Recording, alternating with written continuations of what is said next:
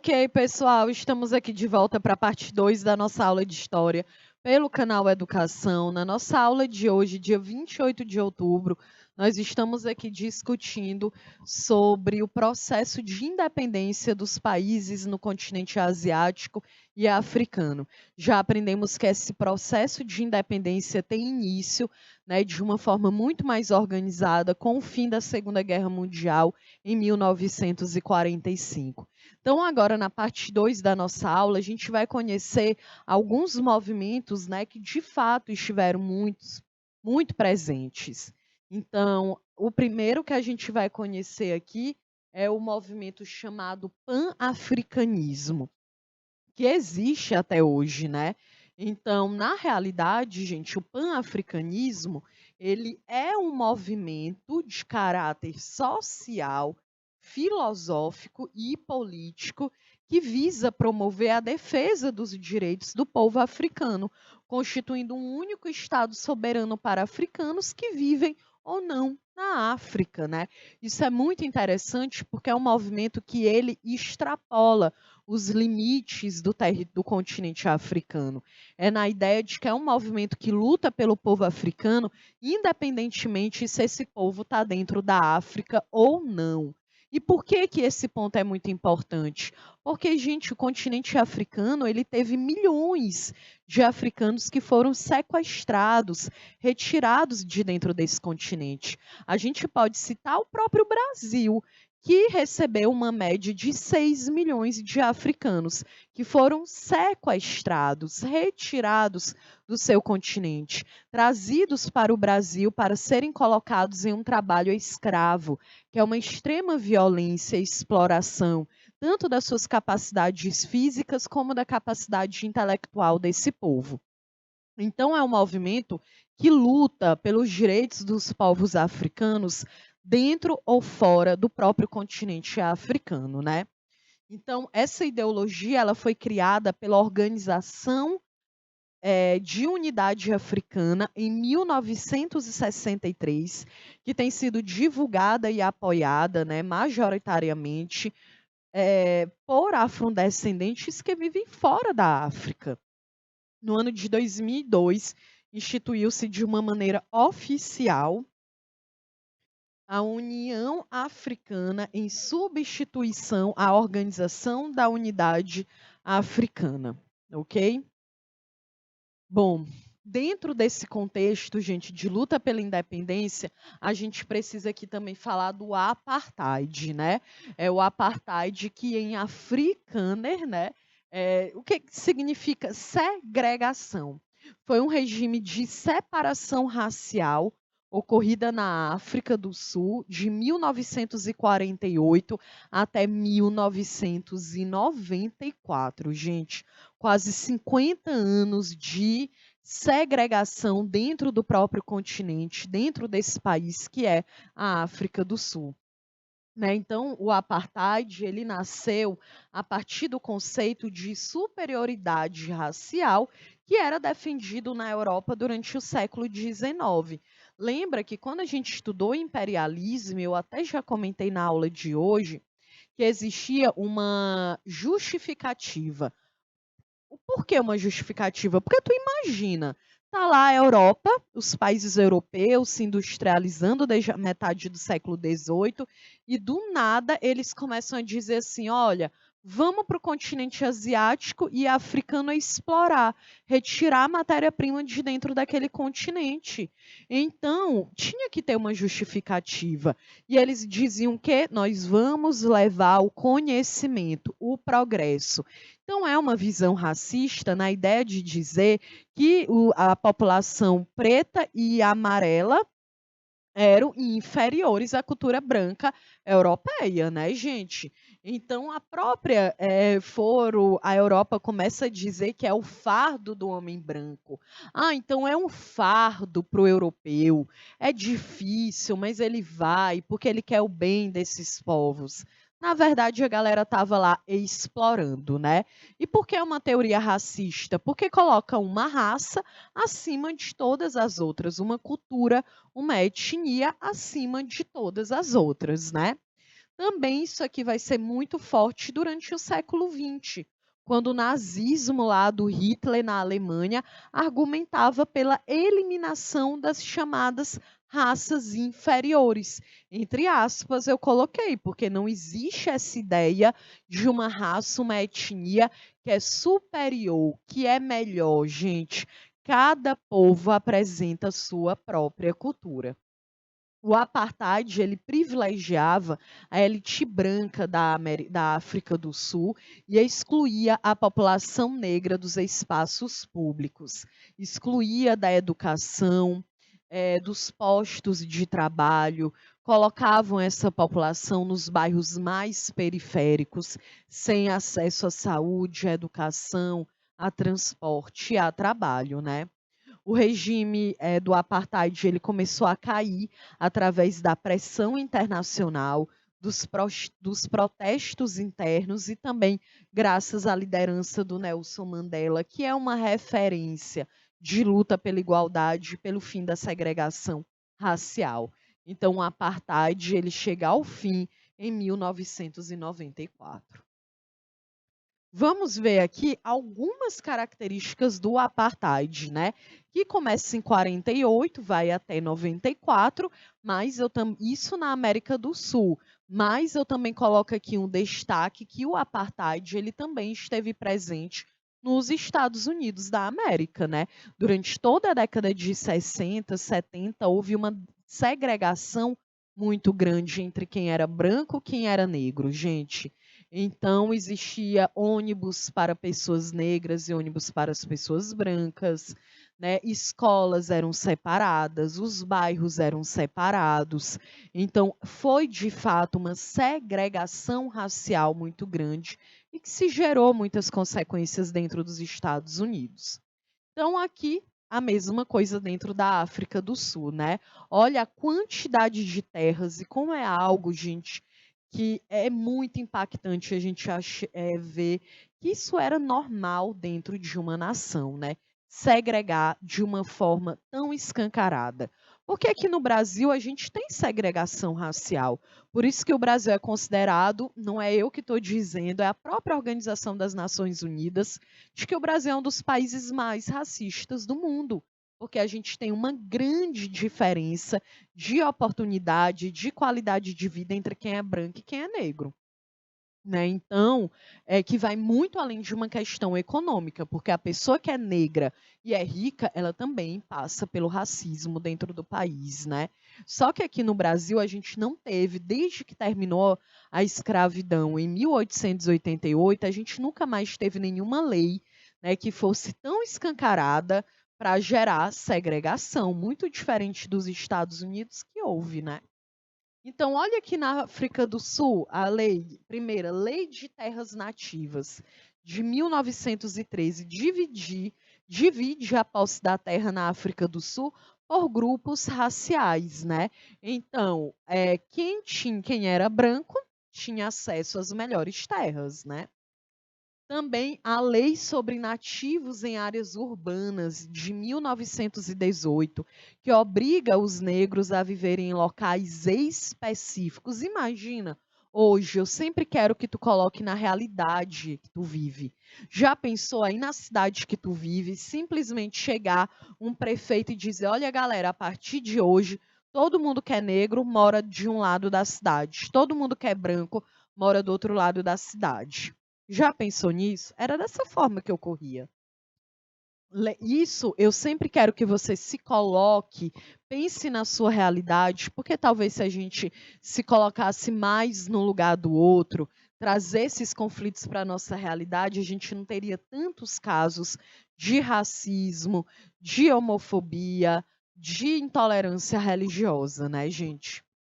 Olha, Lei de Proibição dos Casamentos Mistos, de 1949. Então, era ilegal pessoas brancas e negras se casarem entre si, né? Branco só casava com branco, negro só poderia casar com negro. Lei de Registro Populacional, de 1950, em que formalizou a divisão racial através da introdução de um cartão de identidade diferenciado pela raça. Então, existia um RG para quem era branco e um RG para quem era preto. Lei de áreas de agrupamento, que determinava os locais onde cada grupo iria viver de acordo com a sua cor. Então, é claro que nos centros, onde existia uma estrutura muito melhor em relação à educação, à saúde, a saneamento básico, só poderia morar quem era branco. E nas periferias só morava quem era preto. Parece um pouco com o que a gente vive hoje, né? Porque pensando na história do Brasil, no início do século XX, é que nós temos o surgimento das primeiras favelas no Brasil. E a ideia era o quê? Modernizar o Brasil. Então, quem é pobre, quem é preto, vai para a periferia. É por isso mesmo que o Brasil começa uma política de embranquecimento da população. É o momento também que surge a eugenia, que era uma ciência disfarçada, né? Porque na verdade era um racismo, querendo dizer que era uma ciência de criar diferenças entre quem era branco e quem era negro, gente. Era presente na Europa, também foi muito presente nos Estados Unidos, né? Dentro do próprio dos Estados Unidos, as mulheres negras, quando engravidavam, elas eram convidadas a fazerem um aborto simplesmente porque iriam nascer crianças negras, né? Então, existia toda uma campanha de esterilizar quem era negro, quem era indígena, quem era imigrante, para vocês verem, né? Toda a questão do racismo em prática. Continuando aqui, a gente tem a Lei de Autodeterminação dos Banto, que foi cria fundamentos governamentais distintos para os cidadãos negros, né? Então é como se tivesse leis que valem para brancos e leis que valem para as pessoas pretas. E a gente vive hoje dentro de um sistema que, na teoria, todo mundo é igual, tem um documento para legitimar isso. Aqui não, existia de fato, né, era estipulada essa diferença. Também, olha aqui, a Lei de Reserva dos Benefícios Sociais, que determina quais locais públicos poderiam ser frequentados por cada pessoa, né? Então, existiam locais públicos que somente negros poderiam frequentar e locais públicos que a população branca é que poderia. Então, é de fato uma segregação real aqui. Bom, então vamos continuar, né? A candidatura das pessoas negras eram recusadas e elas também não podiam votar. Então imagina viver dentro de um território em pleno século XX de quem é negro não vota. Né? Então, os negros eram proibidos de exercer diversos trabalhos e não podiam empregar um trabalhador branco também.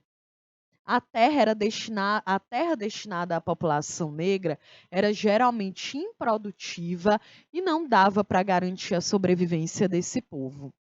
A educação para os negros era de péssima qualidade e era voltada para o mercado de trabalho braçal.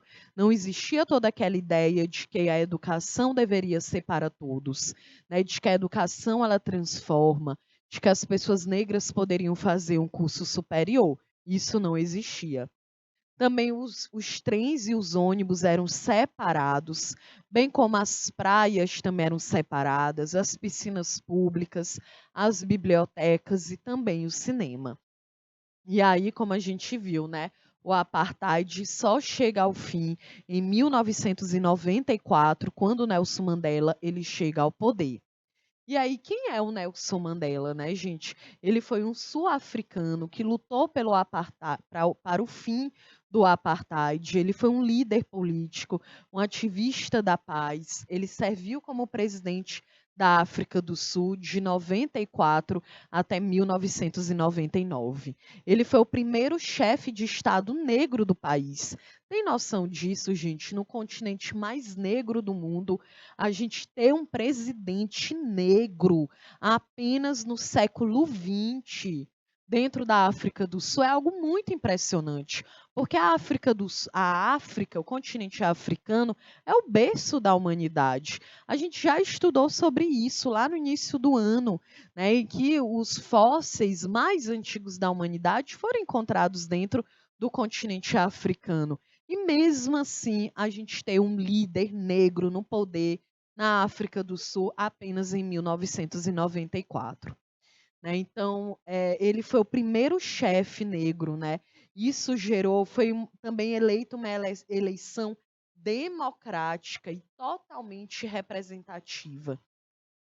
O seu governo se concentrou em desmantelar, em quebrar o apartheid, né, combatendo o racismo estrutural.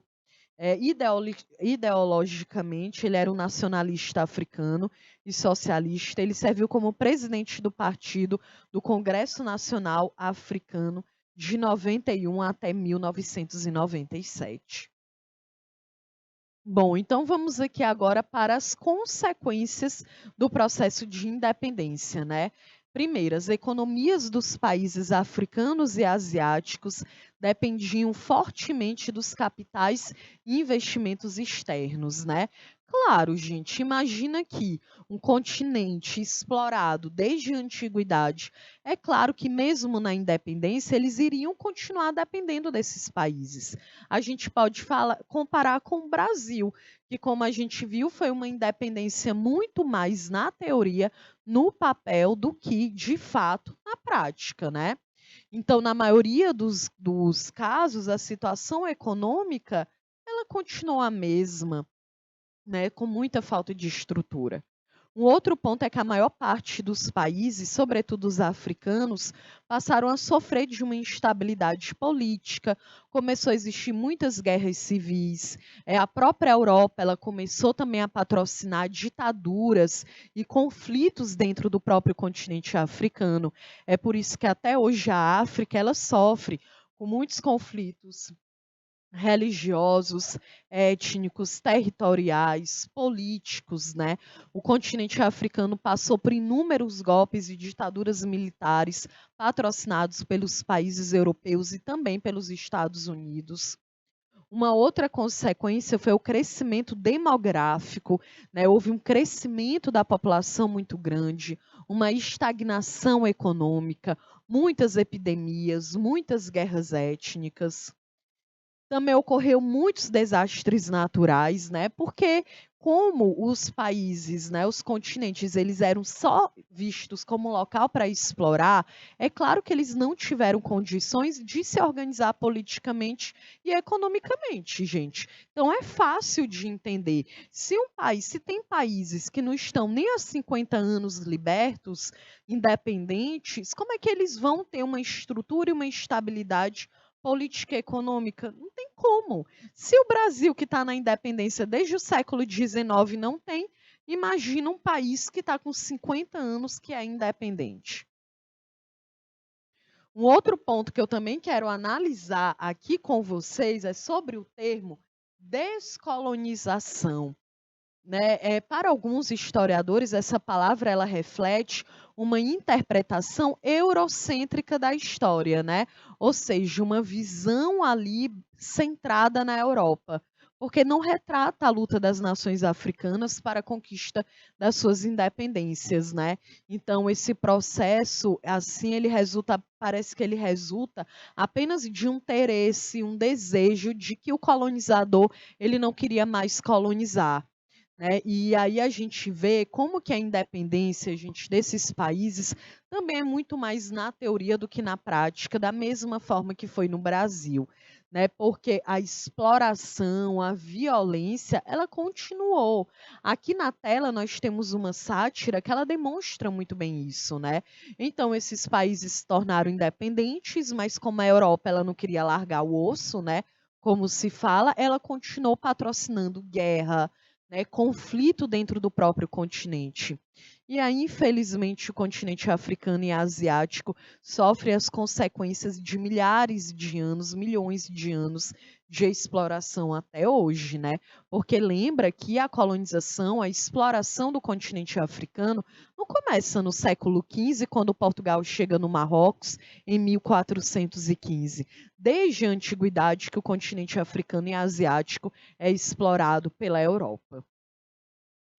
Bom, gente, então agora nós estamos aqui chegando, né? A gente já discutiu as causas, as consequências, os fatores que levaram esses países asiáticos, né, e africanos a lutarem pela sua independência. Então agora nós iremos aqui responder algumas questões sobre esse conteúdo. Então vamos aqui fazer a nossa primeira questão. Eu vou ler aqui essa música chamada Guerra, do Bob Marley, que era africano, uma canção de 1976. E aí depois eu vou dar um tempinho, porque eu quero que vocês aqui tentem responder a questão também de uma forma independente, tá certo? Então vamos responder aqui. Primeira questão. Leia o trecho da canção abaixo para responder a questão. A música diz assim: até que a filosofia que sustenta uma raça superior e outra inferior seja finalmente, permanentemente desacreditada e abandonada, haverá guerra. Eu digo guerra, né? Olha o que ele diz: até que uma filosofia que sustenta uma ideia de uma raça superior, outra inferior, enquanto existir essa ideologia, vai existir guerra. Continuando, até que os regimes ignóbeis e infelizes que aprisionam nossos irmãos em Angola, em Moçambique, África do Sul, em condições subhumanas, sejam derrubados, inteiramente destruídos, haverá guerra. Eu disse guerra. Até esse dia, o continente africano não conhecerá a paz. Nós, africanos, lutaremos, se necessário, e sabemos que vamos vencer, porque estamos confiantes na vitória do bem sobre o mal. Do bem sobre mal, né? Do bem sobre o mal. Então, essa música, gente, ela é muito significativa. Olha o que, que o cara tá dizendo, né? Tá falando, olha, enquanto as pessoas elas estiverem sendo exploradas, é claro que a gente não vai ter paz, a gente vai viver na guerra, mas nós africanos estamos lutando para que essa realidade mude. Então, a canção War, né, Guerra, foi composta por Bob Marley a partir do discurso pronunciado pelo imperador da Etiópia, o Haile Selassie, né, em 1936, na Liga das Nações. As ideias do discurso presentes na letra da canção acima estão associadas. Agora eu vou deixar 3 minutos aí na tela. Eu expliquei a canção, então tu vai conseguir chegar aí uma resposta. Então, Nilton, por favor, 3 minutos na tela.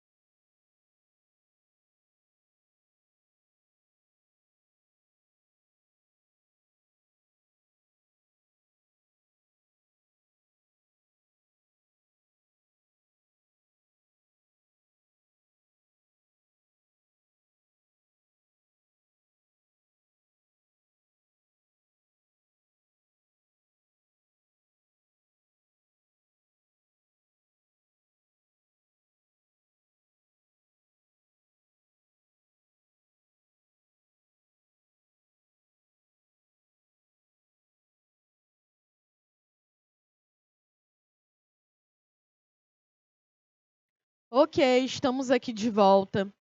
Então olha aqui nossa alternativa, né. Gente, do que a música ela tá falando, né. Justamente daquele movimento chamado pan-africanismo. A ideia, gente, de que era preciso, era necessário defender a existência de uma identidade comum entre a população negra africana. Lembrando que o pan-africanismo era esse movimento político, econômico, social, cultural que defendia os direitos da população africana, não somente dentro do continente africano, mas também a população africana que estava fora da África. Porque como a gente viu, o continente africano ele teve milhões de pessoas que foram retiradas, né? Hoje a gente fala em uma média de 14 milhões de africanos que foram retirados do continente africano durante ali o século XV até o século XIX, né, em que essas pessoas foram espalhadas pelo mundo inteiro para trabalhar em um sistema de escravidão. Então, é isso que o Bob Marley ele fala na questão, né, baseada aqui no discurso do Salacé de 1936 na Liga das Nações, na ideia de dizer, olha, a gente vai lutar por uma independência do povo africano. É uma luta constante. Só quando essa luta vencer é que a gente vai ter paz. Então, aqui a alternativa verdadeira é a alternativa de letra C. Então, a canção ela está associando ao pan-africanismo, que defendia a existência de uma identidade comum entre os negros africanos e seus descendentes. Beleza? Então, vamos agora para a nossa segunda questão. Eu também vou deixar aí na tela 3 minutos para que você possa ler e responder. Então, Nil, por favor, 3 minutos na tela.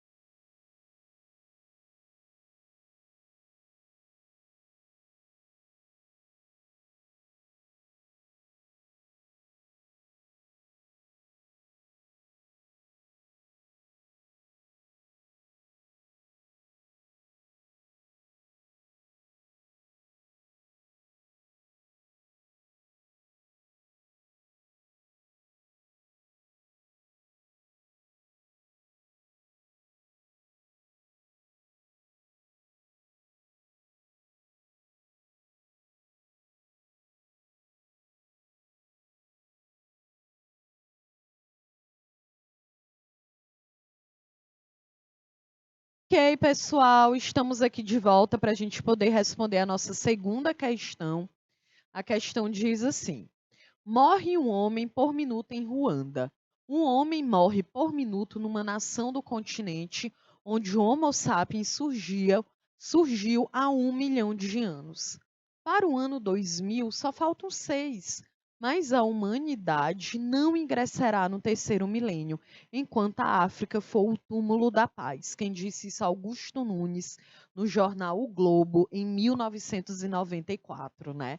Então, o que que ele está dizendo? É tão forte, gente, isso aqui, de dizer que a cada 1 minuto morre uma pessoa no continente africano, sendo que o continente é o berço da humanidade, né? Então, a situação atual de instabilidade no continente africano é o resultado de diversos fatores históricos, dentre os quais nós destacamos o quê, gente? A gente viu que como o continente africano ele foi explorado desde a antiguidade, depois com o colonialismo do século XV e XVI, depois com o imperialismo do século XIX, isso tudo gerou muitos conflitos dentro da África, como conflito religioso, conflito étnico, conflito territorial. Então, os conflitos, né, políticos. Então, isso aqui significa o acirramento das guerras, né, dentro do próprio território, das guerras intertribais, né, das guerras civis. A gente também pode falar como que a Europa ela acaba patrocinando esses conflitos dentro do continente africano, armando, né, essas tribos para que elas possam lutar entre si. E é claro que dessa forma acaba gerando um continente muito enfraquecido politicamente, e é óbvio que isso é vantajoso para a Europa, porque ela tem a possibilidade de explorar cada vez mais. Então, aqui, olha, a alternativa letra C diz: acirramento das guerras intertribais no processo de descolonização que não respeitou as características culturais do continente. Nós vimos que durante o século XIX, o continente africano ele foi inteiramente dividido para as potências europeias. E essa divisão ocorreu não levando em consideração questões culturais, étnicas, econômicas, religiosas, né, dos próprios africanos. Mas essa divisão ocorreu levando em consideração apenas os interesses dos europeus, né? A consequência disso é justamente um continente que entra em guerra civil, ou seja, é uma guerra interna e patrocinada pela Europa e também pelos Estados Unidos. Então, aqui, com certeza, a alternativa verdadeira, letra C. Vamos agora aqui para a terceira questão.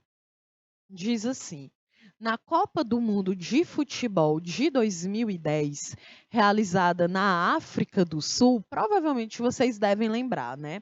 Muitos brasileiros ficaram surpresos ao saberem que várias nações do continente africano, como a Costa do Marfim, a Nigéria, Gana e o próprio país sede do evento, né, a África do Sul, eh, apresentavam influências linguísticas europeias, né?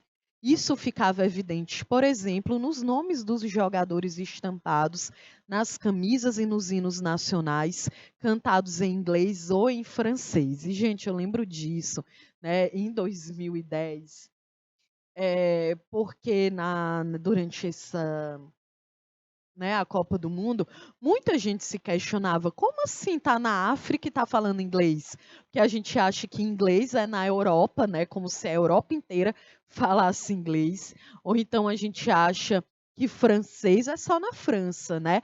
Mas francês também se fala na América do Norte. Lá no Canadá, nós temos províncias que a galera só fala francês. E também se fala francês aqui dentro do continente africano. E nós já sabemos por quê. Porque foi um continente que foi colonizado por inúmeros países. Por isso que na África fala francês, fala inglês, fala espanhol, fala português, né, gente? Então, essas influências da Inglaterra e da França na África são resultantes de quê, gente? como nós já sabemos, do neocolonialismo do século XIX, que também é conhecido como imperialismo, né? Porque aqui no Brasil, o exemplo que eu citei durante a aula, a gente fala português, né? Derivado do português de Portugal, porque foi o país que mais, que de fato colonizou o Brasil. Por mais que a gente teve aqui também, né, a presença de outros colonizadores como Inglaterra, Holanda, França, e que acabaram também impactando na nossa economia, na nossa política e na nossa cultura, mesmo assim o Brasil foi colonizado de fato por um único país. Então todo mundo no Brasil fala português, mas o continente africano não, né, gente? Foram inúmeros países, por isso muitas línguas.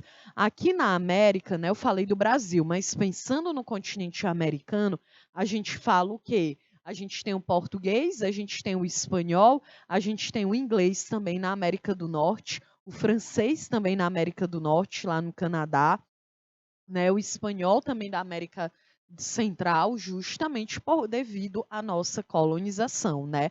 E aí, aqui na África, dentro desse continente, nós também temos várias línguas, né? Então, a alternativa verdadeira, consequência do neocolonialismo, né, do século XIX, no contexto da Segunda Revolução Industrial, que é quando, lembra, a Revolução Industrial, ela tem início por volta de 1750, metade do século XVIII lá na Inglaterra. E 100 anos depois de Revolução Industrial, outros países europeus estão se industrializando e vê o continente asiático e africano como ideais para desenvolver uma exploração, uma retirada de matéria-prima, retirada de recursos naturais e a exploração da mão de obra, da força de trabalho desse povo.